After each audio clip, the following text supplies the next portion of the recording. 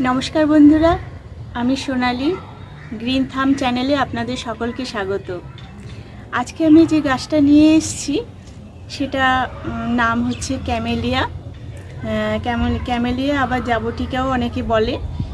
तो এই গাছটার পরিচর্যা সম্পর্কে কিছু বলবো।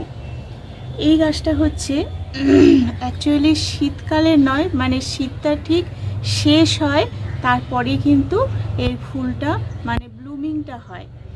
এমনিতে কুড়ি চলে আসে অক্টোবর থেকে, কিন্তু এই গাছটা খুব ধীর গতিতে বাড়ে। এটা আমি নার্সারি থেকে এনেছিলাম গত বছর শীতের আগে এনেছিলাম, মানে এক বছর আমার গাছে ফুল দিয়েছে। আমি দেখেছিলাম তখন শাখা প্রশাখা কমই ছিল, দুটো মাত্র ডাল ছিল, তাতে অল্প ফুল হয়েছিল। তো এখনো পর্যন্ত গাছটা কয়েকটা শাখা একটু বেড়েছে, মানে কত বলবো 1 ইঞ্চি মতো এইটুকু বেড়েছে। তো খুব ধীর গতিতে বাড়ে, কিন্তু এর ফুলটা আপনারা তো গোলাপ দেখেছেন, এই যে এখানে আছে আমার গোলাপ গাছে কিছু ছোট ছোট ফুল আছে। এই যে গোলাপগুলোর যে একটা বাঁধন থাকে, এই ক্যামেলিয়া গাছের ফুলের বাঁধনটাও ঠিক অনেকটা গোলাপের মতোই। সব সিজনে তো মানে একটা সিজনেই সব ধরনের ফুল পাওয়া যায় না। আর আমরা যারা ছাদ বাগান করি আমরা তো চাই প্রত্যেকেই যে আমাদের বাগানের মধ্যে 12 মাসই কিছু না কিছু ফুল হোক, সেই ধরনের গাছ আমরা রাখি। তো এই যে গোলাপটা হচ্ছে শীতকালের ফুল গাছ। গোলাপ তো শীতকালে হয়ে ফুরিয়ে যায়, তারপরে গরমের সময় অতটা ফুল হয় না। এখন বর্ষার সময় আমি কিছু ডাল কেটে দিয়েছিলাম, তাই কিছু ফুল হয়েছে।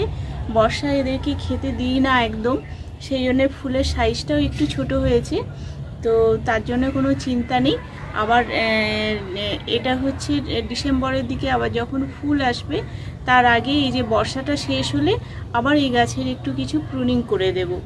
তো এটা আমার আলোচনার বিষয় নয়, আমি এই জন্যেই এই গোলাপের কথায় এলাম যে গোলাপ যারা ভালোবাসেন তারা কিন্তু ক্যামেলিয়াও যদি দেখে থাকেন, ক্যামেলিয়াও কিন্তু গোলাপের মতোই খুবই সুন্দরী একটা ফুল। আর যখন এই ক্যামেলিয়া গাছে খুব ঝাড় হয় তখন কিন্তু একসাথে প্রচুর ফুল আসে। আর আমার এটা গোলাপি পিঙ্ক রঙের আর কি। যখন ফুল মানে বেশি ঝাড় হয়ে যাবে এই গাছটায় কিন্তু যে ফুল হবে সেটা কিন্তু অসাধারণ দেখতে হবে। তো এই যে আপনারা দেখছেন গাছের ডগায়, এগুলো দেখে মনে হবে কুড়ি, কিন্তু এগুলো কুড়ি নয়, এগুলো হচ্ছে পাতা ছাড়ছে। এই যে ডগার এগুলো পাতা ছাড়ছে। এখন বর্ষার সময় বৃষ্টির জল পেয়ে গাছটা একটু সামান্য একটু বড় হয়েছে। তো এখন চারদিক থেকে পাতা ছাড়ছে, প্রত্যেকটা ডগা থেকেই দেখা যাচ্ছে এর কিন্তু পাতা ছাড়ছে। তো গাছটা ভীষণ মানে খুব আস্তে বাড়ে, আর এর কিন্তু খাওয়ারও চাহিদাটা খুব একটা নেই। যেহেতু আস্তে বাড়ে মানে খাওয়ারটাও কিন্তু খুব বেশি গ্রহণ করতে পারে না। তবে এই গাছটার ফুল কিন্তু হয় অক্টোবরে কুড়ি ধরে, কিন্তু ডিসেম্বর বা তারপরে এর ফুল ফোটে। কুড়ি থেকে ফুল আসতেও দীর্ঘ সময় লাগে এবং ফুলটা স্থায়ীও হয় বেশ অনেক দিন। তো যখন সব ফুল একসাথে ফুটবে, গোলাপ যেমন 2-4টে ফুল ফুটলো আবার কুড়িয়ে এলো তারপরে ফুল ফোটে, কিন্তু এই গাছটা সেটা না। এই গাছটা কিন্তু মোটামুটি একসাথে সব ফুল ফুটে যায় এবং সেইটা বেশ দীর্ঘদিন স্থায়ী হয়। ওই সময়টা আমরা যখন ফেব্রুয়ারি মাসে মোটামুটি সব শীতের সিজনের ফুল শেষ হয়ে যাবে তখন কিন্তু এর রূপটা মেলে ধরবে। তো এর পরিচর্যা তেমন কিছু নয়। আমি যখন বসিয়েছিলাম তখন এটায় দিয়েছিলাম মাটি, দিয়েছিলাম 60%, আর 30% দিয়েছিলাম ভার্মি কম্পোস্ট, আর 10% মানে সাদা বালি আর কি। একটু ওয়েল ড্রেনেজ করতে হবে, কারণ এই টবের মাটিতে কিন্তু খুব একটা খুচাখুচি করা যায় না। মাঝে মাঝে যে খুঁচে দেব, কিন্তু ওর শিকড়গুলো যদি একটু ড্যামেজ হয়ে যায় তাহলে এর গ্রোথটা কিন্তু আরও আস্তে হয়ে যাবে। সেই জন্যে এই গাছে খুব একটা হাত দেওয়ার দরকার নেই। আমি এখন আপাতত এই গাছে একটু ভার্মি কম্পোস্ট এই 1 মুঠো মতো ভার্মি কম্পোস্ট আমি এই গাছটার গোড়ায় দিয়ে দিচ্ছি। যেহেতু বর্ষাকাল, জানি না বর্ষা শেষ হয়েছে কি না, কিন্তু আজকে সারাদিনের বৃষ্টি হয়নি, গাছটা ভালোই রোদ পেয়েছে। তো এই গাছটা কিন্তু একদমই রোদ পছন্দ করে না। যখন গরমকাল তখন এই গাছে একটু ভালো করে মালচিং করে দিতে হবে, আর একটু কোণার দিকে সাইডে বা একটু হালকা পলিশেডে যদি রাখা যায় তাহলে কিন্তু ভালো হয়। আর শীতকাল যখন আসবে তখন কিন্তু ফুল সানলাইটে এটাকে আনতে হবে, তবে কিন্তু গাছের গ্রোথ ভালো হবে। আর গাছে খাওয়ার দাওয়ার বলতে মানে অন্য সময় আর কি, এটা তো বসানোর কথা বললাম, অন্য সময় একটু হাড় গুঁড়ো, একটু শিংকুচি, একটু লেদার মিল, মানে পুরো অর্গানিকভাবে এই গাছটা করলে ভালো। এই গাছে কিন্তু একদমই রাসায়নিক সার না দেওয়াই ভালো। রাসায়নিক সার দিলে এর ক্ষতি হতে পারে, সেই জন্যে আমি তো পুরোপুরি অর্গানিকভাবেই এটা করি। আর মাঝে মধ্যে একটু খোল পচানো জলটা দিই, অন্যান্য গাছে যখন দিই সেরকম। মানে এটা হয়তো অন্যান্য গাছে যেমন সপ্তাহে হয়তো কোনো গাছে দিলাম, চন্দ্রমল্লিকা, ডালিয়া যেমন দরকার হয়, এর কিন্তু সেটা না, মাসে একবার দিলেই হবে। খোল পচানো জলটা বেশ ভালো করে পাতলা করে অনেকটা জলের সাথে মিশিয়ে মাসে একবার মতো দিলে হবে। আর ওই মিক্স সারের মধ্যে ওই হাড় গুঁড়ো, শিংকুচি আর ওই যে কি বলে লেদার মিল, এই 3টে জিনিস দিয়ে দিলে মানে এটা 2 মাসে একবার দিতে পারেন, তাতে কোনো অসুবিধা নেই। এই হচ্ছে এর খাওয়ার। তবে আমার গাছটা দেখুন একদম পুরো বর্ষাতে ছিল, আমার কোনো শেড নেই। কিছু গাছ আমি শেডে রাখি একটু ভেতরের দিকে ঢুকিয়ে, কিন্তু সব গাছ তো জায়গা হয় না।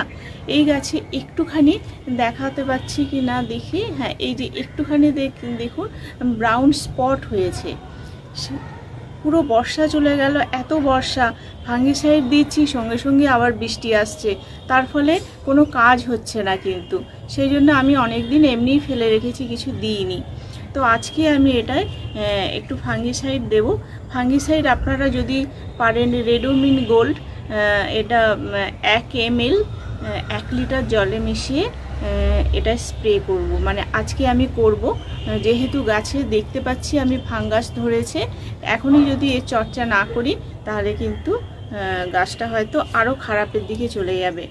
তো যদি বৃষ্টি হয়ও তাহলে এই গাছটাকে একটু ভেতরে আমাকে রেখে দিতে হবে আজকে।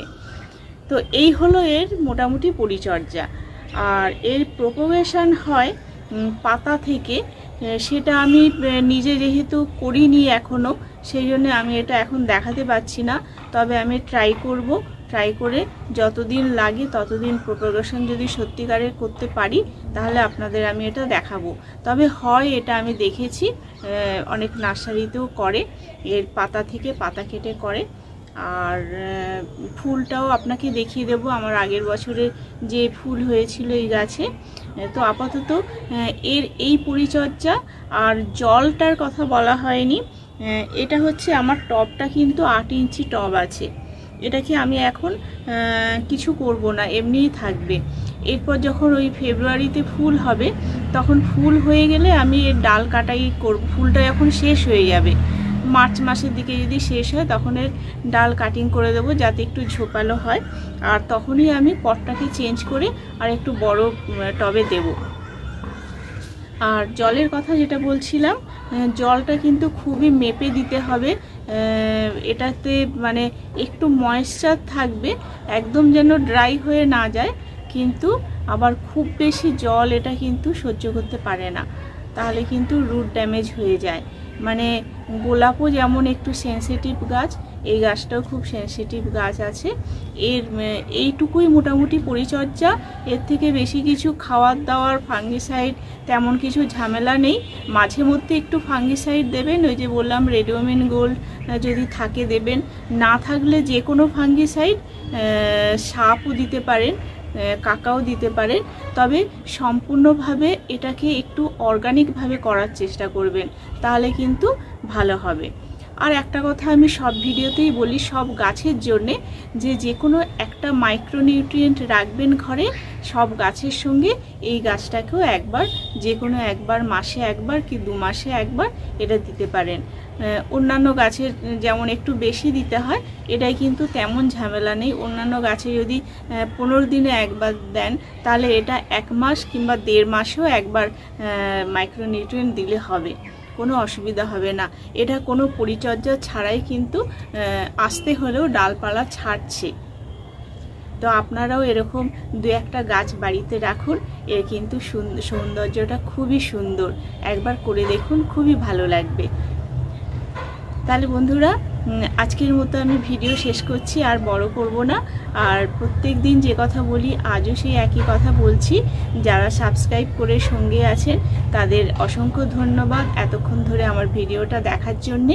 আর যারা এখনও পর্যন্ত করেননি তারা একটু তাড়াতাড়ি করে ফেলুন, কারণ পরবর্তীকালে আরও শীতের সিজনে নানা ধরনের গাছ কিভাবে তৈরি হয়, লাগানো হয় বা কিভাবে পরিচর্যা, সেই সবগুলো আসবে, আপনারা দেখতে পারবেন। এবং আপনারা বেশি বেশি করে গাছ করার চেষ্টা করুন যতটুকু জায়গা আছে। ফুল হচ্ছে এমন একটা জিনিস, কোনো মানুষ ভালোবাসে না, পছন্দ করে না, এটা কিন্তু নয়। প্রত্যেক মানুষই কিন্তু ফুল পছন্দ করেন, কিন্তু সবার পক্ষে করাটা সম্ভব হয় না। তাই যার পক্ষে যতখানি করা সম্ভব, সহজ পরিচর্যায় যে গাছগুলো করা যায় সেগুলো দিয়েই আপনারা শুরু করুন। তারপরে দেখবেন আস্তে আস্তে সবাই কিন্তু গাছ পাগল হয়ে যাচ্ছে। আর বেশি কথা আমি বলবো না, এখানেই আমি শেষ করছি। নমস্কার।